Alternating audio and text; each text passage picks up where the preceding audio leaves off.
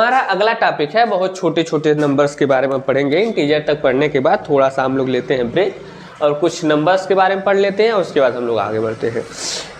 यहाँ पे हम बात करेंगे दो संख्याओं के बारे में।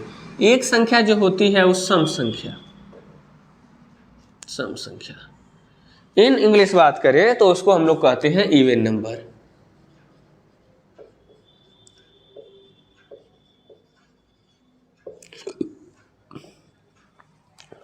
अब सम संख्या की परिभाषा बहुत ही आसान होती है, इसके बारे में आप पहले से भी जानते होंगे। ऐसी संख्या जो दो से पूर्णतया विभाजित हो जाती है वो सम संख्या कहलाती है। जो भी संख्या दो से पूरी तरीके से कट जाए, जो भी संख्या दो से पूरी और हाँ, ये जो संख्या के बारे में हम बात कर रहे हैं ये नॉर्मली हम लोग सिर्फ और सिर्फ पॉजिटिव इंटीजर्स के बारे में बात करते हैं। समझ में आ रहा है? तो जो संख्या दो से पूर्णतया विभाजित हो जाती है, हालांकि निगेटिव इंटीजर्स भी कट जाते हैं, निगेटिव इंटीजर्स भी करते हैं, परंतु उनका कोई विशेष रोल नहीं होता है इवन नंबर्स में। तो जो संख्याएं दो से पूर्णतया विभाजित हो जाती हैं ऐसी संख्याएं सम संख्या कहलाती हैं। और सम संख्या के इकाई का जो अंक होता है वंस प्लेस डिजिट ए 0, 2, 4, 6, 8 इन्हीं पांचों में से कोई आता है। अगर किसी संख्या के इकाई का अंक 0, 2, 4, 6, 8 है, इन पांचों में से कोई भी हो जाता है तो समझ लीजिएगा कि वो जो संख्या है वो सम संख्या है, अर्थात तो संख्या दो से पूर्णतया विभाजित हो जाएगी। आइए देखते हैं कि कोई संख्या दो से विभाजित होने का मतलब। तो किसी संख्या के दो से विभाजित होने का मतलब, जैसे मान लीजिए 2, 8, 6, 4 है 3, 7, 2, 9, 6 है। ये जो संख्या है ये सम संख्या है। सम संख्या इसलिए है क्योंकि ये संख्याएं दो से पूर्णतया विभाजित हो जाएंगी और इनके इकाई के अंक पर 0 या 2 या 4 या 6 या फिर 8 का मतलब 8 है। और जिन संख्याओं के इकाई के अंक में यानी वंस प्लेस डिजिट है 0, 2, 4, 6, 8 that's are completely divisible by 2, so this numbers are called even numbers. ठीक है, आगे बढ़ते हैं। अगली संख्या के बारे में हम लोग बात करेंगे। अगली संख्या हमारे पास होती है जिसको हम लोग बोलते हैं विषम संख्या।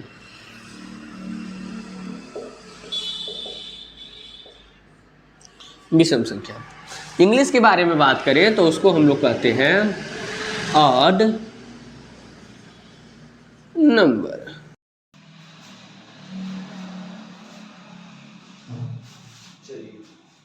अगला टॉपिक हमारा है भाज्य संख्या और अभाज्य संख्या। हम लोग आगे पढ़ने वाले हैं भाज्य संख्या और अभाज्य संख्या और अभाज्य।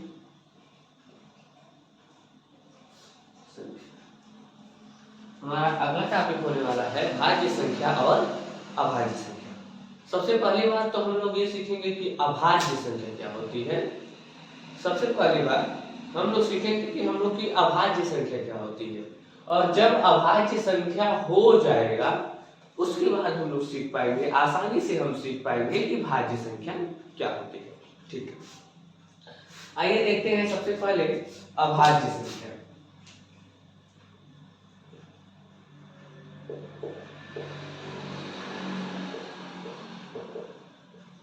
अभाज्य संख्या सबसे पहले हम लोग ये देखेंगे कि अभाज्य संख्या क्या होती है। तो ऐसी संख्या जो एक और स्वयं, ऐसी संख्या जो एक और स्वयं, ऐसी संख्या जो एक और स्वयं के अलावा किसी अन्य संख्या से पूर्णतया विभाजित न हो अभाज्य संख्या कहलाती है। सॉरी, इंग्लिश में हम लोग इसको लिखते हैं प्राइम नंबर।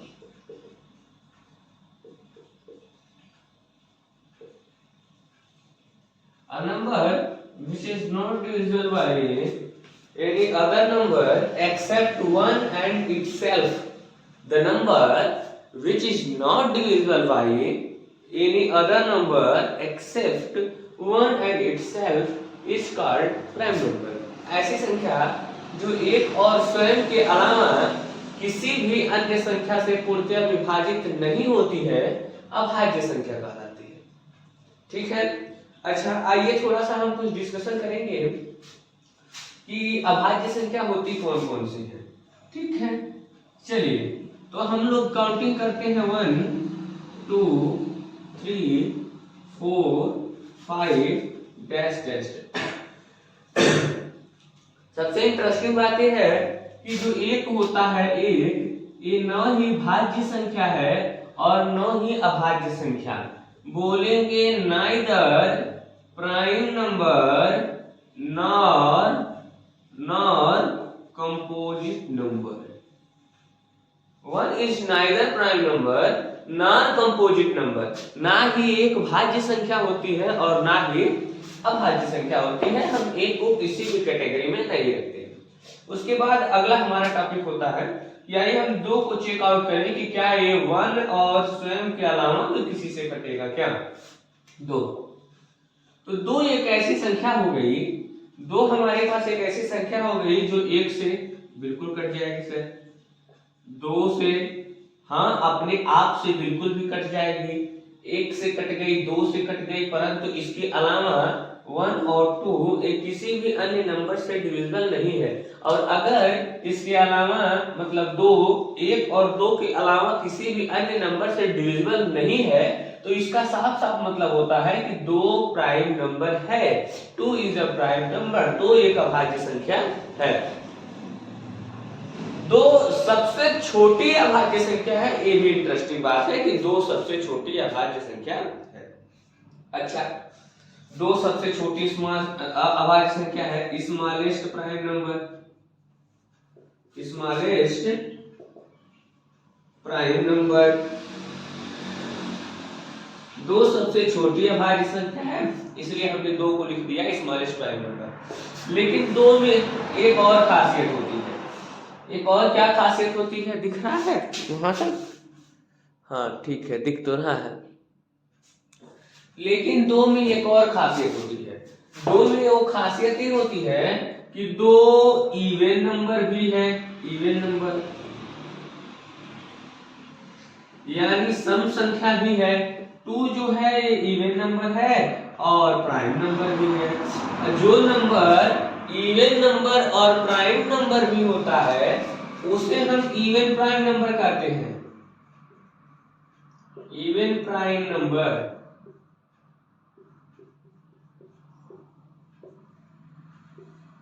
जो नंबर इवन नंबर भी होता है और प्राइम नंबर भी होता है, ऐसे नंबर्स को हम लोग इवन प्राइम नंबर कहते हैं। यानी हिंदी में बोला जाए तो सम अभाज्य संख्या कहते हैं, सम अभाज्य संख्या। कैसे नंबर को? जो इवन नंबर भी होता है और जो प्राइम नंबर भी होता है, ऐसे नंबर को हम लोग इवन प्राइम नंबर कहते हैं। अच्छा चलिए हम लोग एक नया बहुत इंटरेस्टिंग बात सोचते हैं कि क्या 2 के अलावा भी कोई ऐसी संख्या है जो सम संख्या भी हो और अभाज्य संख्या भी हो। हम लोग ये सोचने वाले हैं कि क्या 2 के अलावा भी कोई ऐसी संख्या है जो सम संख्या भी हो और अभाज्य संख्या भी हो, यानी सम अभाज्य संख्या हो। ऐसी 2 के अलावा, तो 2 के अलावा आपको कभी भी कोई भी ऐसी संख्या नहीं मिलेगी जो सम अभाज्य संख्या हो। 2 के अलावा आपको कभी भी ऐसी कोई भी संख्या नहीं मिलेगी जो सम अभाज्य संख्या हो। और अगर 2 के अलावा हमको कभी भी कोई एक ऐसी संख्या नहीं प्राप्त हो पाती है जो सम अभाज्य संख्या हो, तो यानी हम एक और इंटरेस्टिंग बात कह सकते हैं कि 2 एकमात्र सम अभाज्य संख्या होती है, एकमात्र सम अभाज्य संख्या।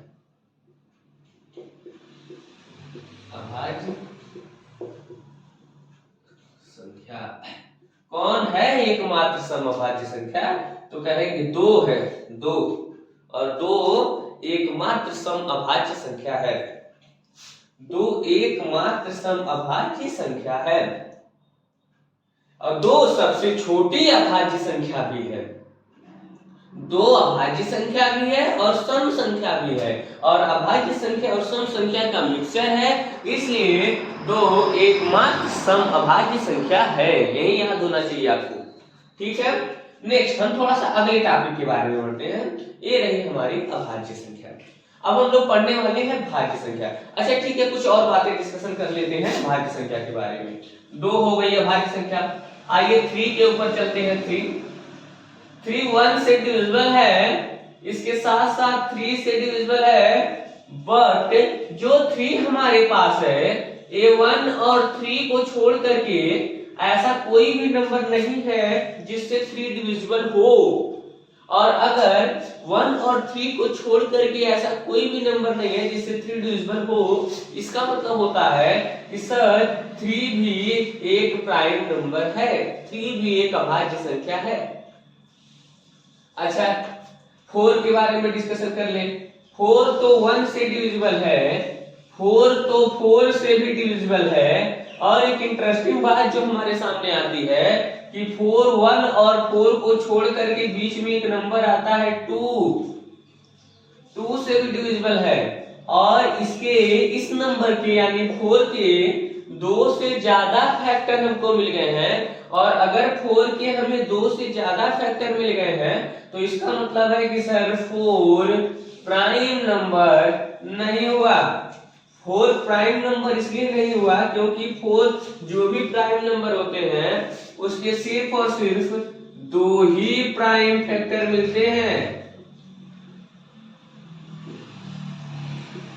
सिर्फ और सिर्फ उसके 2 ही प्राइम फैक्टर हमको प्राप्त होते हैं। अगर कहीं 2 से ज्यादा हमको प्राइम फैक्टर मिलने लगे तो हम कहेंगे कि सर 2 मतलब वो नंबर जो है वो प्राइम नंबर नहीं है।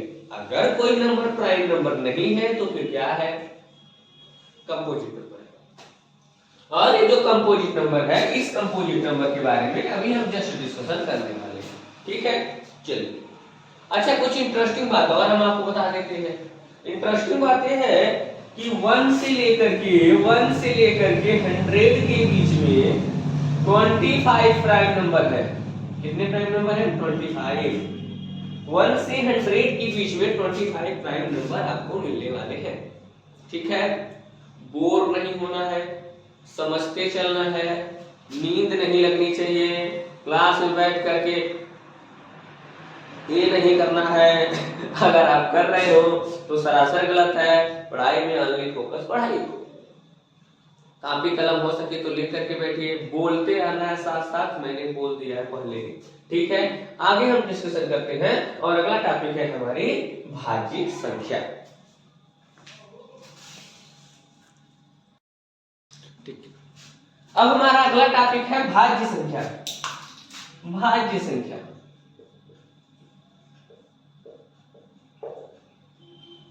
भाज्य संख्या अंग्रेजी में अगर इसके बारे में बात करें भाज्य संख्या के बारे में तो हम इसे कहेंगे कंपोजिट नंबर।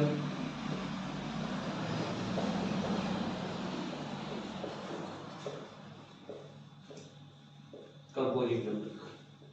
अगर हम इंग्लिश में करें भाज्य संख्या के बारे में बात तो हम इस भाज्य संख्या को हम कहेंगे कंपोजिट नंबर। अब ये समझते हैं कि कंपोजिट नंबर क्या होते हैं सर? वही just opposite of prime number. ऐसी संख्या जिसके सिर्फ 2 ही प्राइम फैक्टर होते हैं, 2 ही अभाज्य गुणनखंड होते हैं, वे सभी अभाज्य संख्याएं जो है मतलब वो सभी संख्याएं अभाज्य संख्या कहलाती हैं। वे संख्याएं अभाज्य संख्या होती हैं। परंतु ऐसी संख्या जिसकी 2 से ज्यादा अभाज्य गुणनखंड होते हैं वे सभी संख्याएं कंपोजिट नंबर होती हैं, मतलब भाज्य संख्या होती है। यानी आसान भाषा में क्या कहा जा सकता है? आसान भाषा में ये कहा जा सकता है सर कि ऐसी संख्या जिसका ऐसी संख्या जो एक या स्वयं के अलावा ऐसी संख्या जो एक या स्वयं के अलावा किसी अन्य संख्या से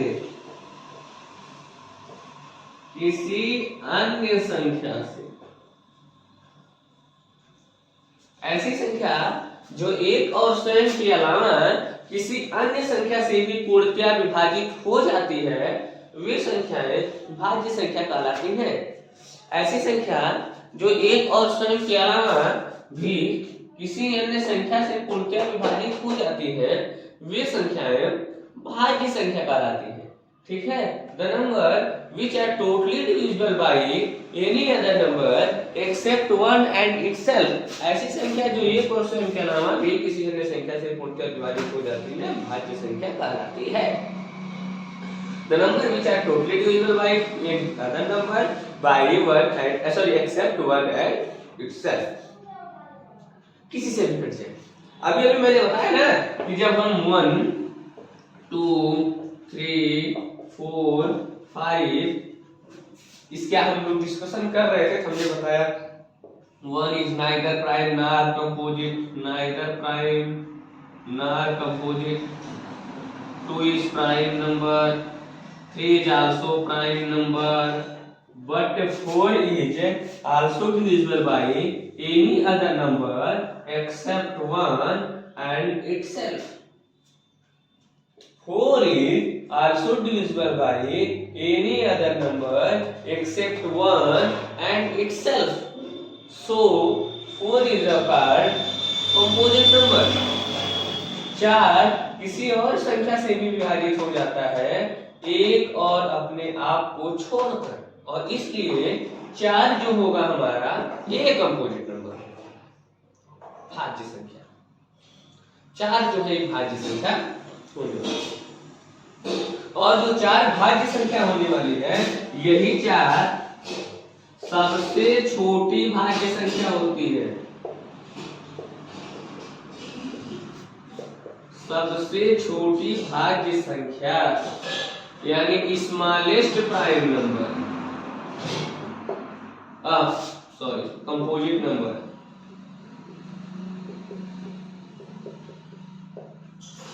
स्मॉलेस्ट कंपोजिट नंबर। इसके बाद 5 के बारे में डिस्कशन कर ले।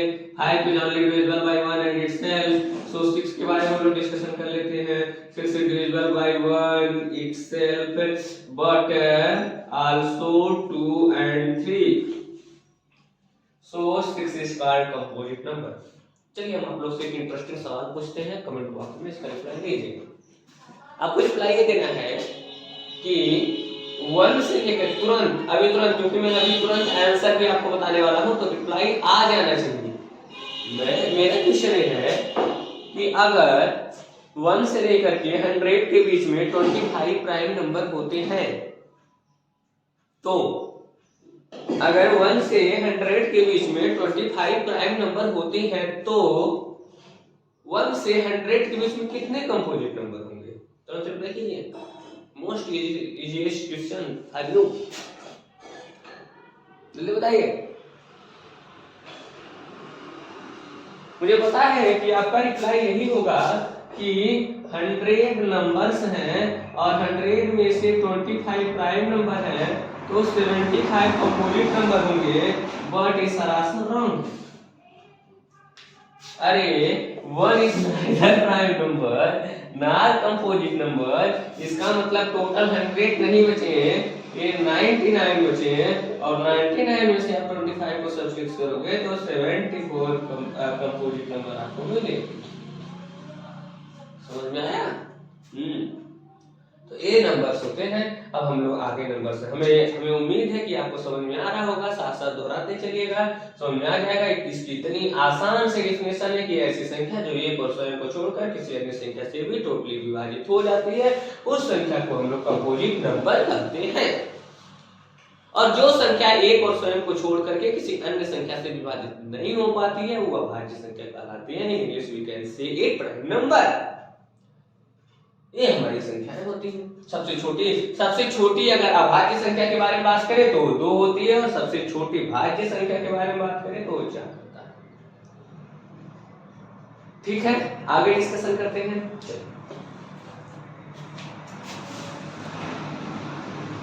ऐसी संख्या जो 2 से पूर्णतः विभाजित नहीं हो पाती है वो विषम संख्या कहलाती है। जो 2 से ना कटेगी वो विषम संख्या कहलाएगी। और विषम संख्या जो हमारे पास होती है इसके इकाई का अंक 1 3 5 7 9 इन पांचों में से कोई होता है। विषम संख्या के इकाई का अंक 1 3 5 7 9 इन पांचों में से कोई भी होता है। विषम संख्या अब देख लीजिए, मतलब देख लेते हैं 8 3 2 4 7। देखो 7 है इकाई का अंक, विषम संख्या है, 2 से पूरा पूरा नहीं कटने वाली है। 8 3 2, अरे बार बार 8 ही से थोड़ी ना, कुछ और लिख लेते हैं। 9 3 2 8 7 5, देख लो विषम संख्या है, इकाई का अंक ही है। ठीक है, तो ये जो संख्याएं होती हैं जो 2 से पूर्णतया विभाजित नहीं होती हैं, ये विषम संख्या कहलाती है। आइए उसके बारे में बात करते हैं। परिमेय संख्या, ऐसी संख्या जिनको हम p/q के रूप में लिख सकते हैं। ऐसी संख्या जिसे हम p/q के रूप में लिख सकते हैं। p और q दोनों पूर्णांक होने चाहिए। p और q जो दोनों संख्याएं एक पूर्णांक संख्या होनी चाहिए, और q जो होता है नॉट इक्वल टू 0 होना चाहिए। ठीक है, इस तरह की संख्याओं को हम लोग कहते हैं कि ये परिमेय संख्या है, यानी अगर बात करें इन इंग्लिश में तो हम कह सकते हैं रेशनल।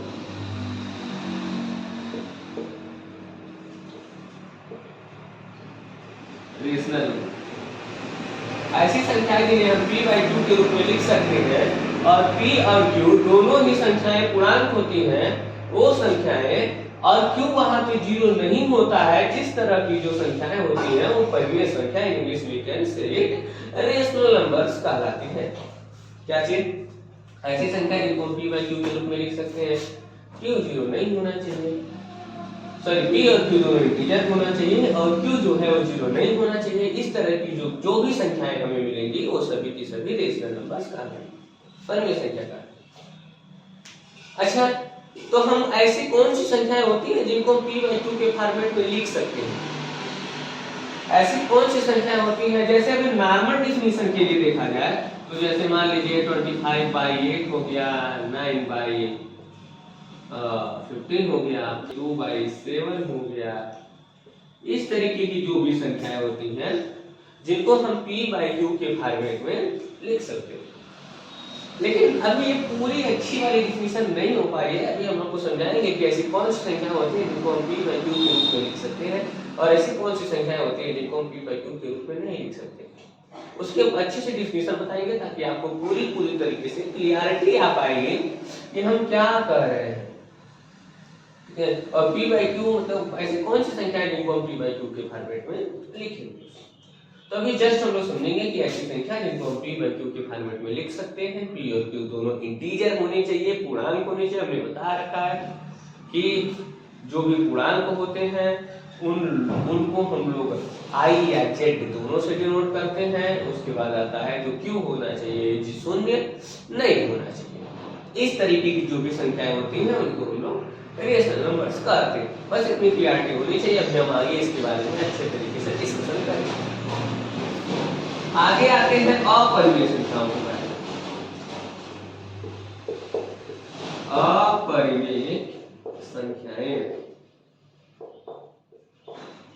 अपरिमेय संख्याएं यानी इर्रेशनल नंबर।